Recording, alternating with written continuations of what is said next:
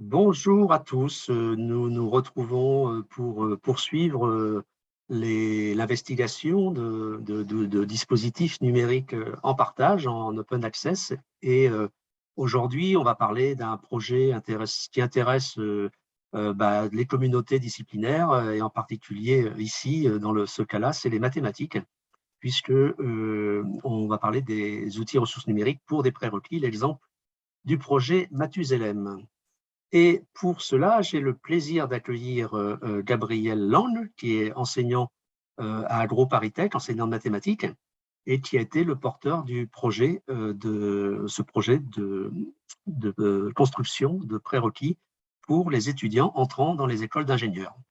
Je laisserai présenter ce projet. Avant de lui donner la parole, je rappelle à ceux qui arrivent que vous avez deux possibilités d'interagir avec nous. Le premier est avec la rubrique discussion ou chat, qui vous permet de nous donner des informations ou de me faire part de vos éventuels soucis techniques, mais ça n'arrive jamais. Et puis la deuxième rubrique est la rubrique QR. Et donc, c'est la rubrique où vous pouvez poser vos questions à Gabriel, et il les répondra à la fin de sa présentation de ce projet. Et donc, Gabriel, tu peux mettre en place ton diaporama et nous allons pouvoir démarrer ta présentation. Il faudra bien entendu que tu remettes ton son également. Voilà. Alors, n'hésitez pas à poser vos questions au fil de l'intervention, puisque les questions arrivent dans la rubrique questions-réponses et on pourra y répondre. Ensuite, au fil de l'eau, vous avez la possibilité aussi de voter sur cette question si vous êtes intéressé. Voilà, tu peux le mettre en mode plein écran.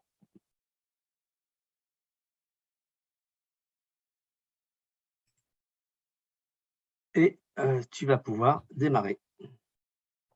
Bien, mais merci. Merci pour cette invitation. Donc, je vais vous parler de ce projet qui est nommé Mathusalem. Donc, c'est un jeu de mots, c'est pour mathématiques usage élémentaire. Donc, on va voir que ce n'est pas si élémentaire que ça, mais c'est plutôt un projet qui est destiné à fournir des outils mathématiques pour l'utilisation dans d'autres disciplines. Donc, au sens du mathématicien, ce sont des usages élémentaires, mais ça va être quand même des ressources qui vont assez loin dans la discipline du calcul mathématique. Donc, ce projet correspond à un besoin commun entre les écoles que je vais spécifier. Il a été financé sur 3 ans à hauteur de 50 000 € par la DGER sur le budget général des investissements d'avenir, et le suivi a été fait par Agrium, le suivi du projet. Donc, en tant que porteur de projet, je représentais, donc le porteur de projet était AgroParisTech, j'étais son représentant, et on avait donc 5 écoles supérieures agricoles avec nous, donc l'Institut Agro de Rennes, l'ONIRIS, l'ENSAT de Toulouse et l'ENGEST. Donc, ce qu'on avait constaté dans le cadre de ce besoin commun, c'est qu'on a un recrutement inhomogène suivant les voies d'accès. Donc, il y a la voie d'accès principale de concours d'ingénieurs, et puis il y a d'autres voies. Et on a une certaine hétérogénéité des publics dans cette voie-là, qui leur permet pas toujours d'accéder directement aux modules, même pas les modules mathématiques, mais même les modules de physique. Il y a certains manques. Donc, face à ce recrutement inhomogène, les écoles font une mise à niveau en début d'année. Cette mise à niveau est supplémentaire par rapport aux cours qui sont proposés à la voie d'accès générale. Donc, ça représente des heures de cours assez denses. Et donc, pour faire face à ce besoin, donc on a mélangé des enseignants des différentes écoles, donc des enseignants qui interviennent dans ces voies d'accès et d'autres qui n'interviennent pas. Donc, j'expliquerai pourquoi par la suite. Voilà. Alors, le besoin est commun, mais il y a quand même des spécificités aux écoles. Les contenus sont adaptés aux spécialités. Alors, simplement, par exemple, pour parler de l'ENGES, il y a beaucoup de physique des fluides. Donc, il y aura une partie plus importante de développer sur les méthodes de calcul d'équations différentielles, d'équations dérivées partielles, qui ne sont pas tellement intéressantes pour les autres écoles, à quelques exceptions près. Et inversement, les autres écoles ont beaucoup de statistiques, alors que l'ENGES en a moins besoin. Les approches pédagogiques sont différentes, c'est-à-dire que chaque enseignant doit faire face à un public qui non seulement est hétérogène par rapport à la voie principale, mais en plus à une hétérogénéité interne et aussi donc un corpus différent à enseigner. Donc, le commun, c'est que les cours sont très, très concentrés en début d'année, avec des créneaux plus ou moins grands. Mais par contre, les méthodes employées entre cours TD, etc., sont différentes suivant les établissements. Donc, je rappelle, donc le public est très hétérogène, ça j'insiste, il est aussi hétérogène à l'intérieur des voies d'accès, notamment, par exemple, tout ce qui est donc les voies d'accès par l'université, suivant les spécialités disciplinaires, on est des gens très différents. Les cours sont très intensifs, ils sont contraints parce qu'on est, en fait, pour certains, enfin, par exemple, dans AgroParisTech, on fait venir les gens avant la rentrée scolaire, la date officielle de la rentrée scolaire. Et donc, c'est extrêmement concentré en début d'année. Et en plus, ça ne répond pas à un autre besoin qui est que ce soutien devrait avoir lieu aussi pendant les débuts de modules, les modules ingénieurs, parce que, en fait, c'est face à la situation, à la question de physique, parfois que le problème se fait voir. Donc, pendant les modules du cursus ingénieur, on souhaiterait pouvoir intervenir. Alors, en fait, on intervient, c'est-à-dire qu'il y a aussi des cours de soutien le midi, mais ça nécessite vraiment de mobiliser beaucoup d'enseignants et pas forcément beaucoup d'étudiants en face. Et les publics sont pas très, enfin, c'est pas très facile de choisir les étudiants qui doivent aller dans ces boîtes de soutien. Donc, d'une manière générale, pour la partie remédiation en cours d'année, c'est assez mal adapté ce qu'on fait actuellement. Donc, comment mieux répartir l'effort des étudiants comme l'effort des enseignants? C'est de proposer des ressources de positionnement et d'auto-formation en plus des cours de rappel. Alors, ces ressources, pourquoi positionnement? Parce qu'on a deux types d'étudiants dans les cours de soutien. On a des étudiants qui sont effectivement en difficulté, et il y en a d'autres qui sont des bons élèves inquiets. Les bons élèves inquiets, en fait, pourrissent les cours de soutien aux élèves en difficulté parce que, comme ils sont inquiets, c'est eux qui posent des questions, finalement, c'est eux qui dirigent les séances, alors qu'en fait, ils pourraient tout à fait se rassurer en faisant une auto-évaluation par ailleurs et se rendre compte qu'en fait, ils ont les connaissances nécessaires. Ils n'ont pas besoin de venir dans les cours de soutien. Ça, c'est très difficile à leur faire comprendre une fois qu'ils sont arrivés. Donc, d'autre part, remédiation à tout instant du parcours d'ingénieur. Ce qu'on observe aussi, c'est que quand le module a une petite technicité mathématique, l'enseignant en physique ou en économie commence par faire un rappel parce qu'il est sûr d'avoir de l'hétérogénéité. Donc, il commence toujours par 3 heures de rappel des éléments mathématiques nécessaires à la suite. Donc, ça, c'est aussi du temps perdu. On pourrait imaginer qu'il puisse dire aux étudiants en amont de se former à tel ou tel type de calcul de façon à pouvoir suivre le module sans difficulté. D'où la nécessité d'avoir ces ressources en auto-formation cette fois. Donc, les ressources créées peuvent être utilisées, alors évidemment par les élèves auxquels on les destine, c'est-à-dire les élèves ingénieurs qui sont de ces voies particulières, mais aussi, donc, comme j'ai dit, par les élèves ingénieurs de manière autonome, parce qu'on s'est aperçu que même dans la voie concours, il y a des gens qui ont une grosse difficulté en mathématiques, des méthodes de calcul qui n'ont pas été acquises, et les économistes et les matheux sont ceux qui s'en rendent compte le plus vite, mais régulièrement, en première année, on a des problèmes de ce type-là. Donc, ces étudiants étant passés par les classes préparatoires sont parfaitement capables de s'auto-former et ne devraient pas, a priori, mobiliser un tutorat par les enseignants. Plus généralement, on accueille des étudiants en master, même chose. Il y a des croisements disciplinaires, des gens qui viennent de biologie pour faire de l'écologie théorique, etc., qui vont se retrouver avec des manques en mathématiques élémentaires, qui pour nous sont élémentaires, mais qui pour eux sont parfois du jamais vu. Et donc, tous les domaines qui utilisent un peu ou prou des mathématiques sont concernés. Plus généralement, on peut aussi dire que ces ressources doivent être ouvertes en amont aux étudiants qui réfléchissent encore à venir dans les écoles.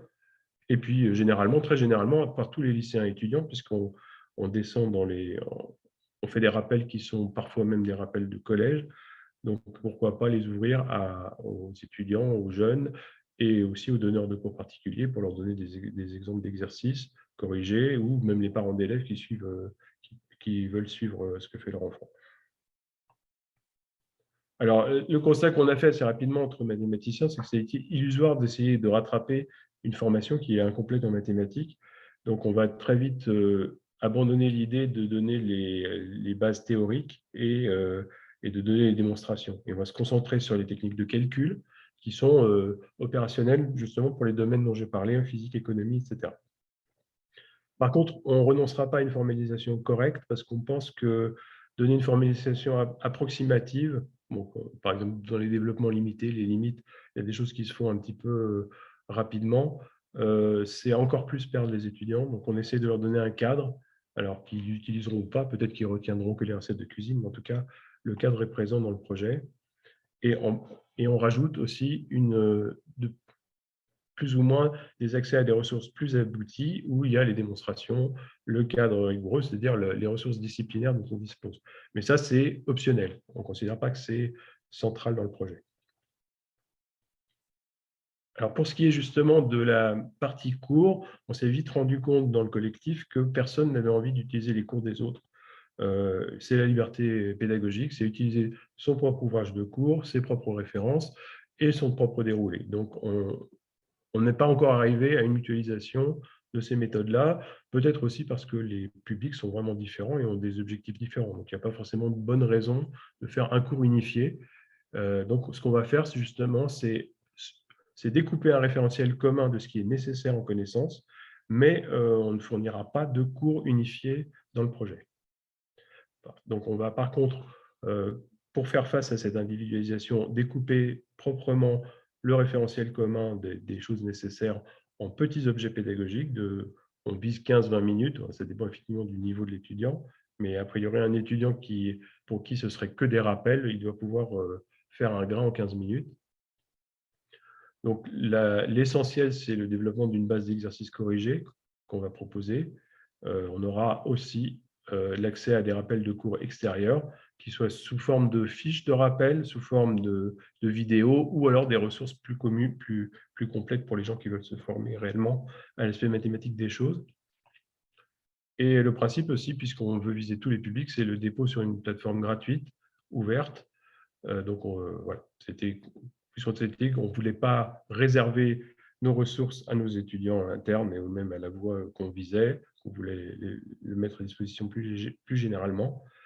Voilà. Et suivi des résultats individuels, donc c'est effectivement, c'est bien de pouvoir que l'étudiant lui-même voit où il en est, puisque le découpage en grains pédagogiques rend la lecture de l'avancement plus difficile. Il n'y a pas de parcours à proprement parler. Donc voilà. Et la limite de ça, c'est que les parcours, par contre, sont construits indépendamment par les enseignants en fonction des écoles et des besoins des écoles. Donc, il n'y a pas de parcours sur les ressources qu'on fournit. Et c'est quand même rangé par thème, mais il n'y a pas de…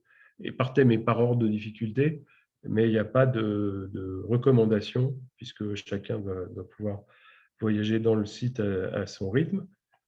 Et il n'y a pas de certification non plus pour la bonne raison que si c'est un site ouvert, n'importe qui peut se substituer à n'importe qui. Donc, c'est une auto-évaluation, voire une évaluation par les enseignants rapide, mais il n'y a pas de garantie que l'étudiant A n'ait pas travaillé à la place de l'étudiant B. Donc, comme on a fonctionné, donc la première partie du travail, c'était la construction commune de contenu, chacun mettant sur la table ce qu'il a. Alors, le principe n'a pas été de prendre l'intersection, mais de prendre à peu près l'étendue générale. C'est-à-dire, à partir du moment où une école avait un besoin, on faisait rentrer dans le projet. Donc, on est resté assez large dans les thèmes. Et donc, après, on a réfléchi à la construction du grain. Donc, on est passé d'une idée un peu de certification, même légère, à une idée d'auto-évaluation complètement libre. Donc, le grain, du coup, se compose de ces éléments. Un quiz de positionnement de 5 questions, ça, c'est pour décourager les bons élèves qui veulent absolument se rassurer, parce qu'on les rassure à l'entrée du grain. S'ils ont des bonnes réponses au quiz de positionnement, ce n'est pas la peine de continuer, on considère. Ils doivent passer plutôt à un grain qu'ils maîtrisent moins bien. Ensuite, une ressource qui est une fiche de rappel dans certains cas, ou dans certains cas, des liens vers des vidéos. Donc ça, c'est à compléter. C'était la partie la moins importante pour nous du projet, puisqu'on était censé plutôt faire de l'évaluation. Mais on a quand même préféré mettre systématiquement des liens pour rappeler les notions rapidement. Ensuite, 2 exercices corrigés à questions dépendantes, parce que c'est des exercices où il y a 3 questions qui se suivent, et avec les corrections en intermédiaire. Ces exercices-là ne sont pas évalués. C'est juste un entraînement au quiz. C'est des questions un peu du même type que celles des quiz, mais avec un suivi question par question. Et ensuite, un quiz de validation de 5 questions. Les questions sont du même ordre, et d'ailleurs sont tirées dans la même base, que ce soit le positionnement ou la validation. Il n'y a pas de montée de niveau. Plus, donc, pour rendre les choses plus attractives, des petits exercices d'exploration interactifs. Donc ça, c'est pour rendre le site un peu moins austère. On a rajouté des ressources un tout petit peu plus ludiques. On pourrait faire mieux, mais on a commencé à faire ça. Alors, pour les choix techniques, comment on a opéré? En fait, on a opéré simplement en regardant la disponibilité des moyens, le coût des moyens et les compétences du groupe. Donc, on s'est très vite recentré sur ce qu'on connaissait déjà. Donc, on a choisi la plateforme Moodle Agridium, qui a un avantage sur d'autres plateformes Moodle, c'est qu'elle garantit un accès public dans la mesure où n'importe qui avec une adresse mail peut se créer un compte. Donc, alors que ce n'est pas le cas des Moodle des écoles, en particulier pas de la mienne. Ensuite, on a utilisé le logiciel R, qui est un logiciel, la plus grosse communauté de mathématiciens fait des statistiques, en fait, enseigne des statistiques appliquées. Et donc, R, c'est le logiciel de référence pour ces choses-là. On n'est pas du tout hostile au Python, mais pour ce qui est des graphiques et tout, on le maîtrisait beaucoup mieux sur R. Ensuite, on a aussi un environnement de développement RStudio qui est très adapté à ce qu'on voulait faire, donc un environnement de programmation, pour faire clair.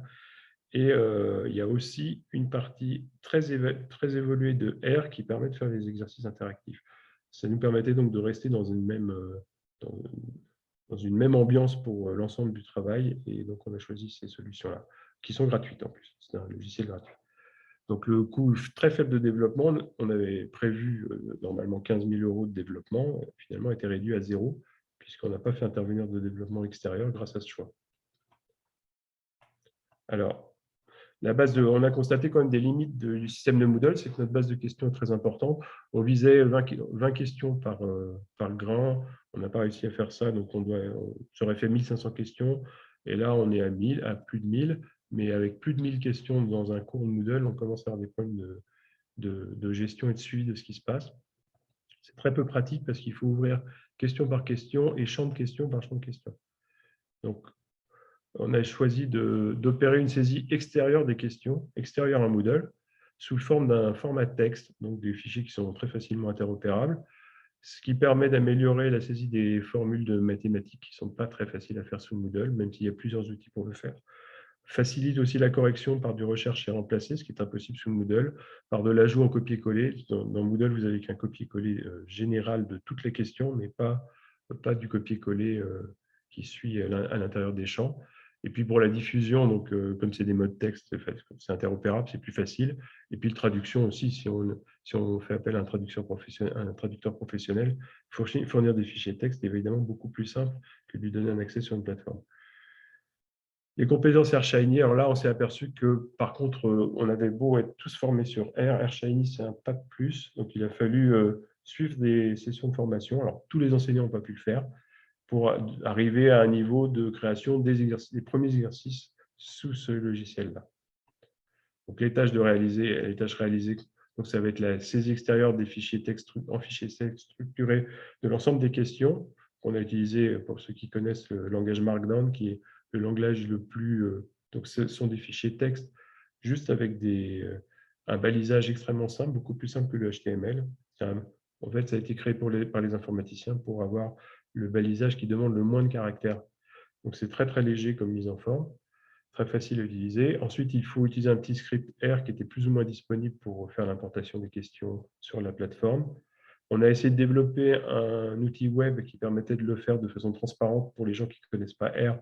Et je dis c'est inabouti parce qu'on n'a pas réussi à trouver un site où déposer cet outil web, mais on y travaille encore. Et ensuite, donc, pour le développement de AirShiny, on a fait appel à un stagiaire pour la moitié par manque de disponibilité des compétences pour développer. Et puis moitié enseignants, quand même, on a réussi à former quelques enseignants à la création de ces outils interactifs. Alors, quelles ont été les difficultés rencontrées dans le groupe? La création du dynamique de groupe, c'est-à-dire que les enseignants sont quand même plus ou moins habitués à travailler seuls, en tout cas pour ce qui est de méthode pédagogique. Donc, c'est toujours la même chose quand on se confronte aux collègues. Les enseignants du groupe ne se connaissaient pas puisqu'ils venaient de différentes écoles. Donc, il y a eu un petit moment de mise en situation et de discussion sur ce qu'on allait créer en commun. Le problème aussi que les enseignants utilisateurs, quand je parle d'utilisateurs, ça peut être n'importe quel enseignant, mais ceux qui étaient visés, c'était ceux qui faisaient les cours de rappel. C'était ceux qui étaient les moins disponibles, puisqu'en général, ce sont des enseignants qui ont double charge d'enseignement. Donc, on a eu beaucoup de mal à les mobiliser, à la fois pour la création et même après à les convaincre pour l'utilisation. La programmation d'exercices interactifs, ça on le savait à l'avance que ce serait très technique et qu'on aurait du mal à atteindre ce niveau de compétence en tant qu'enseignant, sans avoir de support par un stagiaire ou par un ingénieur pédagogique. Donc, ce que j'ai déjà dit, que la plateforme Moodle, ce n'est pas du tout adapté à un contenu massif. Il n'y a pas du tout de ce que les informaticiens appelleraient du traitement par lot, de batch. On peut faire tourner une méthode répétitive sur une mise en forme ou sur une série de questions. Ce n'est pas du tout prévu, il faut tout faire un par un. Donc, c'est très bien pour des cours classiques, mais pour un cours qui contient beaucoup de ressources, ça devient très pénible. On a eu un petit problème de disparité dans le mode de rémunération des enseignants, c'est-à-dire que ça, c'est une discussion qui date de 6 ou 7 ans, c'est comment rémunérer des enseignants qui créent des ressources pédagogiques numériques. C'est toujours difficile, ça converge lentement, disons. Donc là, comme on était avec plusieurs écoles, on s'est aperçu qu'il y avait des différences, ce qui n'est pas très juste quand on travaille sur les mêmes ressources. Et puis le coût de l'hébergement Shiny, parce que autant c'est facile de les créer, autant après, il faut qu'elles soient disponibles pour l'ensemble des utilisateurs. Et ça demande un dépôt sur une plateforme, et la plateforme est payante, plus ou moins. C'est-à-dire qu'il y a une version gratuite, mais qui est un petit peu limitée. Et puis en fait, on a évidemment, comme tout le monde, vécu le décalage temporel du projet. Alors il y a eu l'effet Covid, c'est-à-dire qu'effectivement, avec le passage au numérique dans les enseignements, les enseignants étaient beaucoup moins disponibles. Et puis, on a un problème tout bête de paiement des vacations qui a lieu à peu près dans tous les projets. C'est-à-dire qu'une vacation, contrairement à une dépense habituelle, c'est constaté au moment où le bulletin de paie est fait. Donc, si la vacation a du retard, le paiement arrive après la fin du projet. Alors, je mets pour finir les instructions pour accéder en tant que public à ce site. Donc, voilà, il faut d'abord créer, comme tout le monde, un compte à l'aide d'une adresse mail sur le site Agrinium. Ensuite, il faut s'inscrire au cours, bien couvert. On demande une inscription formelle de façon à identifier qu'il s'agit de quelqu'un qui vient du public, c'est-à-dire qui est grand public, pour le distinguer des groupes de nos étudiants. Ça, c'est à des fins de gestion interne pour retrouver très facilement quel type de personne s'est inscrite sur le site. Voilà, donc, mais tout est évidemment gratuit et facile à faire. Donc, je vais interrompre là la présentation. Je vais juste vous montrer quelques exemples. Je vais essayer de vous montrer un exemple sur le site. Alors, déjà, comment… Merci. Oui. Je peux supprimer, j'arrête le partage pour que tu puisses recréer ton partage avec le site. Et donc, je rappelle aux personnes présentes que vous pouvez bien évidemment poser la question sur à la fois avantages, inconvénients, les méthodes sur la gestion du projet, et puis sur peut-être au-delà du projet de mathématiques. On a envie enfin, moi j'ai plein de questions à poser, mais n'hésitez pas, vous qui êtes en ligne, à poser vos questions. Et donc là, on va aller sur la plateforme Moodle Agrinium, si j'ai bien compris. Oui. Bon. Et on y est. C'est toi qui as partagé là? Non, c'est toi. Je suis sorti du cours, je ne sais pas pourquoi.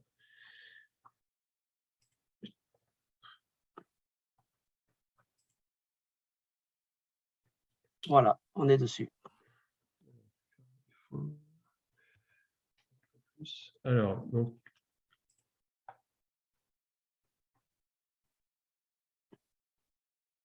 maintenant, je me suis trompé encore. Excusez-moi. Donc là, c'est bien, vous faites en même temps une visite de la plateforme Moodle d'Agrium. Merci. Et de faire la Sur accueil publicité. de présentation. Voilà, donc on commence par évidemment une page qui explique un peu le principe du projet, comment s'y connecter, et ce que je vous ai déjà dit sur la façon d'utiliser les grains, puisque après, donc on part directement dans les différentes rubriques, donc nombre et géométrie. Dans nombre et géométrie, on a quelques notions de calcul classiques. Et ensuite, on a les nombres complexes qui sont une des parties de programme qui a disparu du programme de terminal, plus exactement qui est rentré dans le programme de spécialité, donc qui pour cette raison n'est pas suivi par une grande partie des étudiants, y compris d'ailleurs les étudiants de la voie ingénieur, il y en a certains qui ne passent pas par là, donc on a une remédiation rapide sur les nombres. Donc vous voyez, on a organisé assez classiquement en nombres, fonctions, calcul sur les fonctions, probabilité, algèbre binaire, donc tout ce qui est matriciel et vectoriel, et équation différentielle, donc, qui est à part aussi. Donc à chaque fois, nous, on a un certain nombre de grains, de 10 à 20, qui sont identifiés en sous-parties, et chaque grain propose un test initial, une notion de rappel. Alors ça, c'est les exercices qui peuvent plus ou moins dans les rappels aussi, ça va dépendre des grains. Et ensuite, le test final, qui est le test qui apparaîtra sur la feuille de notes, qui permettra de voir les résultats. Donc, il y a une petite différence entre le test initial et le test final, c'est que le test final apparaît dans la feuille de notes, alors que le test initial, c'est un test à blanc. Voilà. Sinon, je voulais juste montrer, donc rien d'étonnant là-dedans, c'est un peu sobre, mais on n'a pas encore réussi à mettre à faire une mise en page qui soit un peu plus... si on se compare à d'autres plateformes de ressources mathématiques, c'est jamais extrêmement communicant, c'est toujours un peu sobre et austère. Je voulais juste vous montrer aussi les exercices interactifs. Donc, je vais voir le problème que je ne vois plus.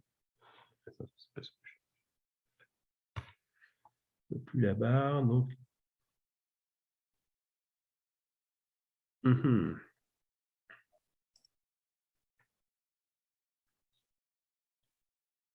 suis obligé de faire une petite manie. Quel est ton problème? C'est que je n'ai plus les barres, je n'ai plus l'accès aux barres à cause du menu de... Ah oui. Comment je cache le menu du haut. Je n'arrive pas non plus à déplacer la fenêtre.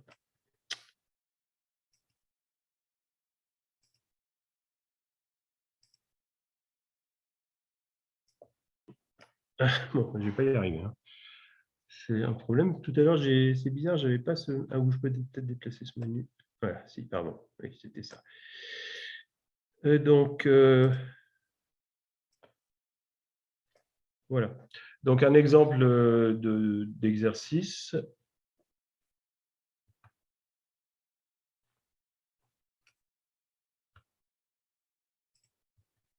Voilà. Est-ce que vous avez ma barre de... Oui. Devant, là? Oui. Oui. Bon, alors, je vais la bouger encore. Non, non, on ne voit pas. Non, non, Ah non, vous ne la voyez pas. OK. Non. Donc, l'exemple des nombres complexes. Donc là, simplement, on demande aux gens de viser sur un écran. Donc, c'est en ça que c'est interactif. Vous voyez, la croix, de viser où est le conjugué. Donc, ici, ce point représente un nombre complexe. Le conjugué, c'est simplement le symétrique par rapport à l'axe des x. Donc, il suffit de viser là. Alors, si je vise un peu à côté et que je corrige, il me dit, vous n'avez pas bien déterminé la position du conjugué. Donc, il me donne d'ailleurs la position exacte. Et donc, j'ai marqué un score de 0. Donc, je dois recommencer. Et en fait, là, l'étudiant apprend qu'il faut un peu se concentrer pour taper quand même plus juste que ça et pas complètement au hasard. Donc là, j'essaie de faire mieux. Voilà, je corrige. Bon, là, je suis bon et donc j'obtiens un score de 1.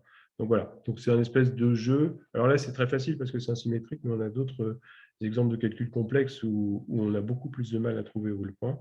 Donc c'est un jeu où on s'entraîne à bien comprendre dans l'espace la représentation géométrique des complexes, ce qui facilitera beaucoup certains cours où effectivement des équations complexes, ce n'est pas du tout pareil que des équations réelles pour les ensembles géométriques. Donc, c'est une première habituation. Et donc, ça, c'est un type d'exercice. Donc, ça, c'est un peu...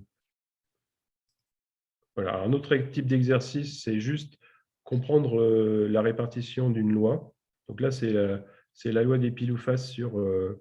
donc, on a 5 tirages de pile ou face avec une probabilité égale, 1,5.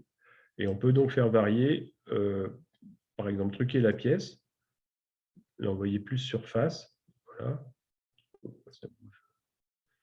Il y a une instabilité, je ne sais pas ce que c'est. OK. C'est très bizarre ce qui se passe là. C'est vivant. Ah ouais, oui, c'est interactif. Bon, et en plus, du coup, j'ai plus la main. Bon, je peux faire varier le nombre de tirages. Et donc, je vais percevoir les résultats classiques, c'est qu'on observe une courbe en cloche. Il est devenu fou, l'exercice. C'est étonnant. Je ne sais pas ce qui peut créer ça. Bref, voilà. Et un dernier exercice qui est plus sophistiqué, mais alors lui, il demande vraiment de réfléchir. C'est cet exercice-là. Donc, en fait, vous avez un test, voilà, ça vous rappelez évidemment de l'actualité, vous avez un test avec une maladie qui touche 10% des gens. Donc, vous pouvez régler le nombre de malades, ça va juste changer le nombre de malades. Vous pouvez régler si votre test est sensible à la maladie ou s'il rate des gens. Donc, vous voyez les effectifs, je ne vais pas vous faire le détail, mais qui changent en fonction de ce qu'on fait. Et vous allez regarder aussi si votre test est mauvais au sens qu'il il répond positif quand c'est négatif. Vous pouvez aussi changer ça. Et en haut, vous voyez un pourcentage qui apparaît. Donc, vous avez, par exemple, l'exemple de départ, si vous avez 10% vous avez 10%, vous avez un test à 90%, donc plutôt pas mal, pas trop mauvais non plus sur le truc. Et on vous dit, ben, votre test est positif, quelle est votre chance d'être vraiment malade avec un test qui se trompe que 10% des fois? Et la réponse est 31%. Donc, elle est extrêmement faible par rapport à ce qu'on pense. C'est-à-dire qu'évidemment, quand on a un très bon test et que le très bon test vous dit vous êtes très certainement malade, de savoir qu'on n'a qu'une chance sur 3 d'être réellement malade, c'est une surprise. Donc, en fait, tout le but de cet exercice, c'est de décomposer ce qui se passe et de faire comprendre pourquoi, en fait, dans cette situation-là, bien que le test soit tout à fait de bonne qualité, vous n'avez que 30% de chance d'être malade. Voilà, donc comment on comprend ça? Bon, évidemment, il faut avoir fait le cours pour comprendre, mais tout le détail du calcul est en bas. Et en fait, en jouant sur les 30 paramètres, on comprend pourquoi, dans certains cas, on a cette réponse qui est un petit peu paradoxale. Voilà, donc ça, c'est un exercice qui est, j'appellerais pas ça le premier était ludique, le deuxième, c'est une exploration sur un objet mathématique. Et là, il y a vraiment un exercice, qui a vraiment un raisonnement en plus. Voilà, donc on a les 3 niveaux de type d'exercice qu'on peut faire avec ce même outil. L'outil, bien que les présentations ne soient pas tout à fait les mêmes, ça ne fait pas du tout le même résultat à l'écran. En fait, c'est la même base d'outils AirShiny pour faire ces 3 choses. Et je vais m'arrêter là. Donc, s'il y a des questions, je vais arrêter le partage. Eh bien, oui, donc à distance, n'hésitez pas à poser des questions. Moi, j'en ai déjà 2 ou 3. La première, bon là, tu nous as décrit le projet, les différents outils et ressources à l'intérieur du projet. Tu ne nous as pas parlé des usages actuels. Bon, on a vu qu'il y avait un public potentiel relativement conséquent, puisque au-delà des entrées ingénieurs, ça s'étend à des masters et autres. Mais qu'en est-il des usages et surtout du partage d'usages entre établissements? Est-ce que, enfin, voilà, déjà, voilà, toi, alors peut-être déjà toi, AgroParisTech, est-ce que tu vois que finalement d'autres enseignants s'emparent de tes programmes pédagogiques pour d'autres formations? Est-ce que toi, finalement, tu es content de cette expérience et que tu utilises beaucoup ces ressources? Et après, au-delà, entre collègues, et oui, déjà dans un premier temps, ces réponses à cette question. Oui, alors on n'a pas du tout de recul parce qu'en raison justement du décalage Covid, tout le monde avait un peu le nez dans le guidon, donc on a juste 2 essais, ça. 2 écoles qui ont utilisé ces ressources pendant les cours de rappel. Et donc, on a un premier accueil par les étudiants qui est un accueil assez favorable. C'est-à-dire que ça leur pose pas de problème d'utiliser une plateforme même pendant un cours en face à face. Sur l'aspect ludique, on ne s'est pas trompé. C'est-à-dire qu'en fait, les étudiants se prennent au jeu de viser au mieux possible, dans l'exemple qu'on donnait. Et donc, le principe de rajouter des exercices interactifs un peu moins plan-plan que les quiz, c'était une bonne idée. On a quelques étudiants qui sont allés plus loin, au sens qu'ils ont continué à travailler après les cours de rappel, sur des grains qui ne les concernaient pas a priori, enfin, sur lesquels on n'avait pas donné de recommandation. Donc ça, c'est pour ce qui est de l'essai qu'on a fait sur l'usage principal. Pour ce qui est des usages secondaires, c'est plutôt pour l'instant, les gens qui s'inscrivent sont plutôt des enseignants qui viennent voir peut-être qu'ils envisagent d'utiliser ces ressources dans leurs cours, on ne sait pas très bien. Et puis d'autres, par exemple, on a eu des inscriptions qui sont dues au fait qu'il y a une refonte des programmes pour une voie qui va accéder aux écoles. Et donc, d'avoir la vision des écoles, la vision commune des écoles en amont de leur formation sur les grains absolument indispensables pour la formation, ça éclairait les enseignants qui vont former ces gens-là. Donc, on s'est mis un peu d'accord sur l'essentiel, sachant qu'eux font quand même une formation de type disciplinaire, c'est-à-dire qu'ils font les démonstrations, ils font un certain nombre de mises en place de résultats mathématiques. Nous, on leur dit à la fin, en savoir-faire et pas en connaissance, on a besoin de ça. Donc ça, c'est un usage qui n'était pas du tout prévu, mais qui est plutôt pas mal pour cette coordination, qui sinon demande un nombre de réunions assez parce que justement, comme les écoles sont de nature différente, la mise en commun, c'est une bonne chose pour les voies d'accès, pour qu'ils voient vraiment où on va et ce dont on a besoin. Donc ça, on leur a fait économiser du temps. Le grand public, il y a quelques curieux. Je ne sais pas trop comment ils sont arrivés parce qu'il faut quand même dire qu'on n'a pas encore fait la publicité vraiment de ce site. C'est une chose qui est à faire. Et même chose vis-à-vis de l'intérieur. Quelques enseignants qui ont déjà des rapports avec nous savent que ça existe, mais on n'a pas fait, la présentation que je viens de faire, on ne l'a même pas fait en interne. Enfin, je parle d'AgroParisTech, je ne sais pas tout ce qui s'est passé dans les autres établissements. Donc pour l'instant, nous, on a été pris par un déménagement, donc on avait un peu autre chose en tête. Et donc on va sans doute faire, d'abord on va faire une première réunion de mise en commun des enseignants pour la rentrée en septembre, donc les enseignants qui font les cours de rappel. Ça, c'est prévu, c'est ça, dans 15 jours, on va faire cette réunion-là. Et donc, il y aura, là, pour le moment, se sont déclarés 3 des enseignants sur 5 écoles, sachant que la 4e école, c'est l'enseignant qui donne les cours qui a fait les ressources. Je pense que là, il n'y a pas de problème, il va les utiliser. Donc, je dirais qu'elle va être active sur 4 écoles l'année prochaine de façon sûre. La 5e, je ne sais pas très bien. Je sais pas, on verra pendant la réunion, mais je pense on verra. Puis peut-être qu'il y aura les autres établissements d'Institut Agro aussi, puisque maintenant c'était que Rennes qui avait participé, mais je pense que Montpellier et Dijon peuvent être intéressés aussi. Donc ça à voir lors de cette réunion. Donc on aura cette extension naturelle par exemple sur effectivement Institut Agro, je pense. Voilà, donc on n'a pas de retour. En tout cas, c'est assez pratique quand même d'avoir sous la main des exercices. Moi, je m'en sers à titre de parent d'élève, on peut dire. Donc, ça me permet aussi de tester qu'il n'y a pas d'erreur dans les corrections. Parce que ça, c'est aussi un gros travail, de vérifier qu'il n'y a pas de coquilles dans les corrections. Voilà, donc moi, je trouve ça assez pratique, même en tant que public. Simplement, c'est évidemment, ça s'adresse à des gens motivés. C'est-à-dire que, comme vous voyez, ce n'est pas un site c'est pas un site attrape public du tout. C'est un site pour les gens qui sont en difficulté sur certaines notions de calcul et qui ont envie de réviser d'une façon un peu approfondie. Donc, ça ne sera jamais un site, c'est pas un site de vulgarisation des mathématiques du tout. Et donc, après, alors j'avais une question, puisque là, pendant ce cycle, on présente différents dispositifs et on a présenté Uniciel l'autre jour avec les ressources Uniciel. Donc, en fait, je sais qu'au début du projet, vous aviez regardé un peu ce qui existait dans Uniciel et finalement, vous n'avez pas utilisé véritablement de ressources Uniciel. Donc, pourquoi? Et à l'inverse, est-ce que les ressources produites là seraient intéressantes pour la communauté enseignement supérieur et donc à transférer pour les enseignants de mathématiques des universités?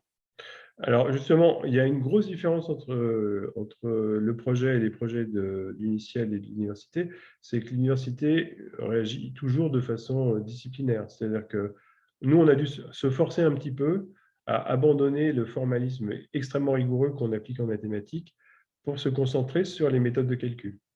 Donc, comme je l'ai dit, on n'a pas complètement abandonné, on essaye d'avoir un formalisme qui ne déplairait pas à un enseignant de mathématiques, mais on essaie d'évacuer, vraiment de déblayer tout ce qui n'a pas, tout ce qui est de l'ordre de la formation mathématique et qui n'a pas d'intérêt pour les matières, les autres disciplines. De cette façon, quand on a voulu aller voir donc sur Uniciel, donc Uniciel, dans un premier temps, avait développé une masse de petites formations, de petits éléments pédagogiques comme nous, venant de différentes universités d'ailleurs, et dans un deuxième temps, a réfléchi plutôt à faire des formations. Donc moi, je suis allé voir les formations, donc les formations sont extrêmement bien faites, mais sont des formations de mathématiques.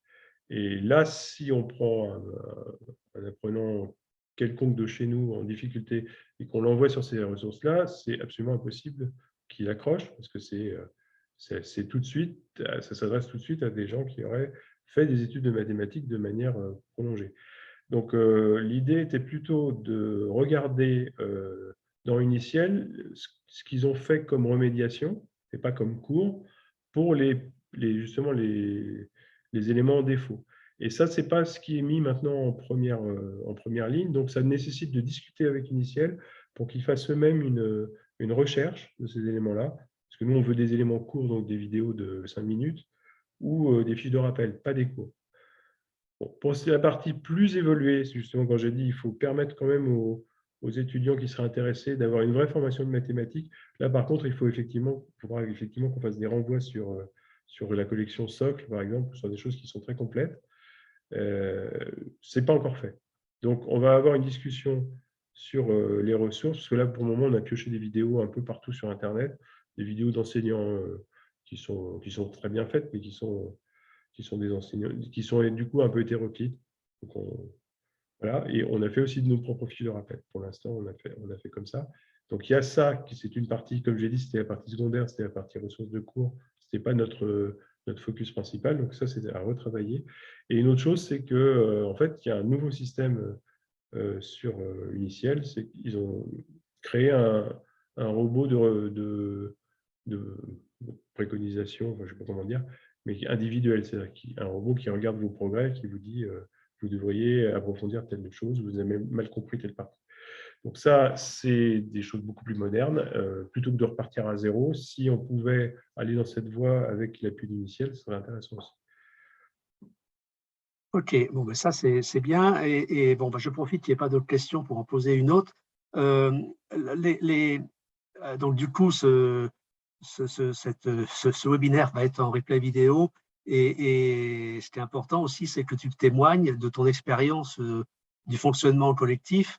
Et, s'il y avait des conditions pour faire en sorte que un collectif d'enseignants soit sur un projet de construction commune de ressources et de partage de ressources, ça serait quoi les conditions de réussite d'un projet comme celui que tu as porté? Parce que c'est original, il n'y en a pas beaucoup de projets comme ça. Mais en fait, si on a commencé en mathématiques, c'est parce qu'on avait l'impression qu'au moins le corpus était formalisé d'une manière complètement unique. C'est-à-dire qu'il n'y a pas deux théorèmes de trucs, etc. C'est le même. Même comme ça, on s'aperçoit quand même que les usages dans les différentes écoles ne sont pas les mêmes.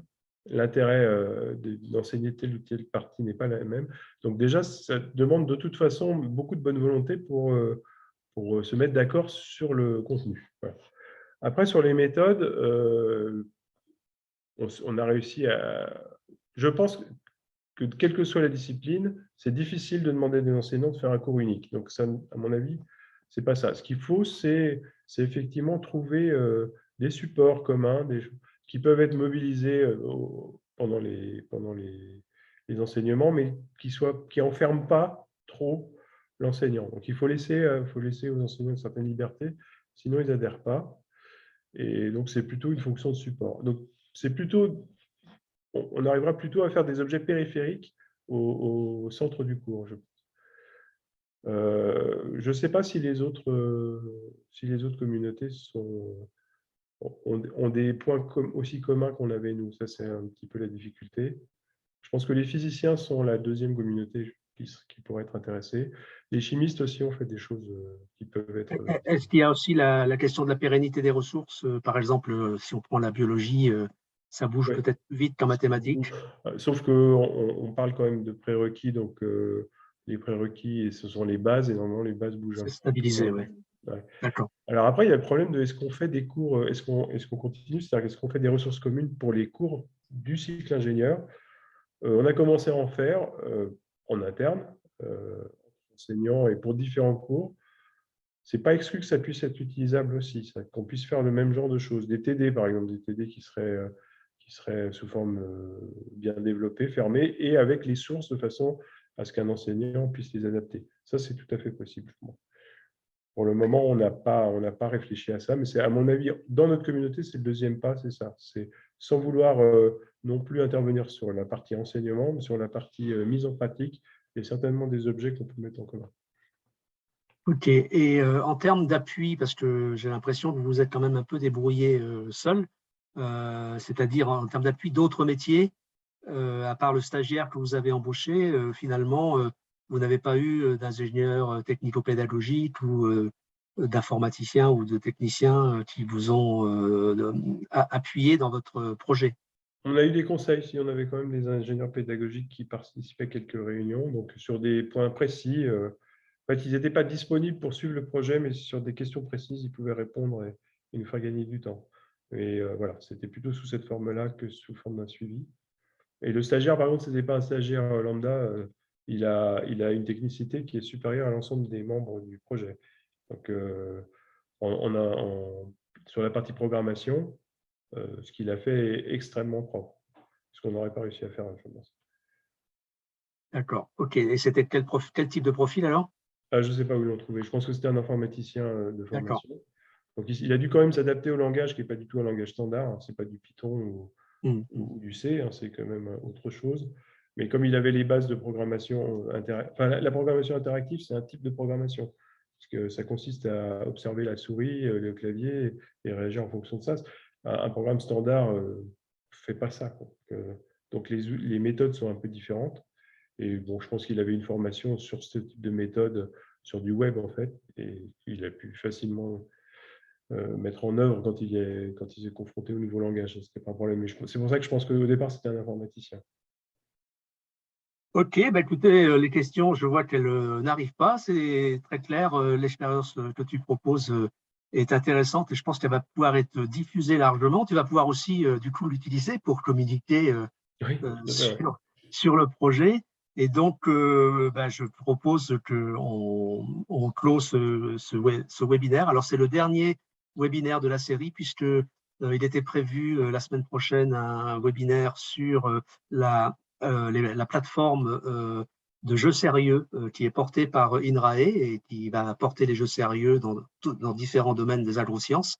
Sauf que cette plateforme n'est pas tout à fait prête pour la montrer et donc on reportera cette présentation à l'automne. Et donc pour terminer, je voulais te remercier Gabriel, remercier aussi tout le collectif des enseignants de mathématiques qui ont monté ce projet. Et comme je vois que Pierre Grenier est parmi le public, il pourra voir que ce projet a abouti, comme c'est lui qui suit le projet de l'appel à projet dans Agrinium. Merci Gabriel, merci à tous et à une prochaine fois. Donc ce cycle est terminé et il reprendra à l'automne dans le contexte du projet Hercule. Au revoir. Merci.